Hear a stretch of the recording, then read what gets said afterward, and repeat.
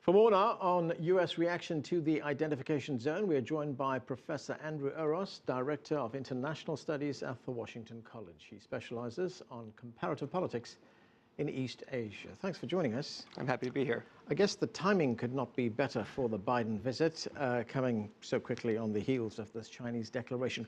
What do you think the Vice President would be hoping to achieve with this visit? Well, as you said, the meeting that he has planned for these three leaders has been scheduled for months, and so it's perfect timing since one of his main goals is to encourage more active diplomacy among the states, especially over the territorial issues, and also to try to lessen tensions. So given China's quite provocative actions last Saturday, the message of reducing tensions is certainly one key part of his visit, but it's not the only part of the visit. There's a wide range of issues in security and economic areas. Okay, I want to get to those other issues in a moment, but let's look at this identification zone issue. Is it likely that he will ask the Chinese to roll back that decision? Well, I think that the administration is keen not to pre-announce his intentions in going. The administration's own talking points say that they're there to discuss and to consult among all three countries. But I guess we could assume that he's going to try to encourage China to roll this back. And also there's concern about new identification zones being set up in other places in the East China Sea or down the South China Sea.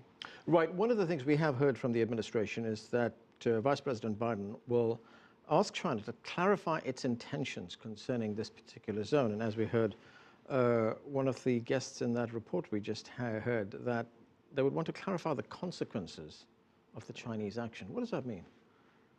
Consequences of Chinese action. Well, I think that the biggest concern at the moment is that multiple states have conflicting claims over this zone, and so there could be an accident or an unexpected crisis. So I think that the U.S. wants to underscore that, we're not respecting this zone. The Chinese are flying in areas where the Japanese and Korean militaries are also operating, and so, pushing this issue that there could be an unexpected escalation, I think, is the main goal of this trip. Does Biden take any kind of leverage with him to China to say, do this or else?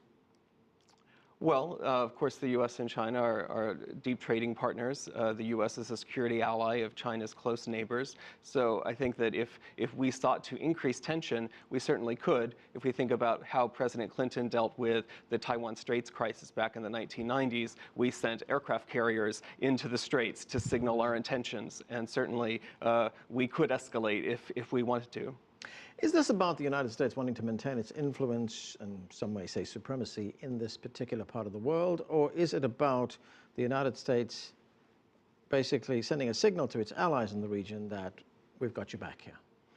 Well, I think that this trip originally was meant to convey both parts. The rebalance strategy that the Obama administration has set forth is about asserting that the United States is a Pacific nation, intends to continue to be a Pacific nation, and we have economic and security issues in that area.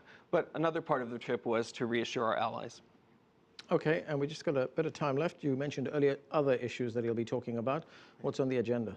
The Trans-Pacific Partnership negotiations with Japan, implementing the U.S.-Korea Free Trade Agreement, and in China, after the third plenum, discussing next steps in economic reform in China. Okay, so we're going to have to leave it there. Thanks for joining us. Thank you.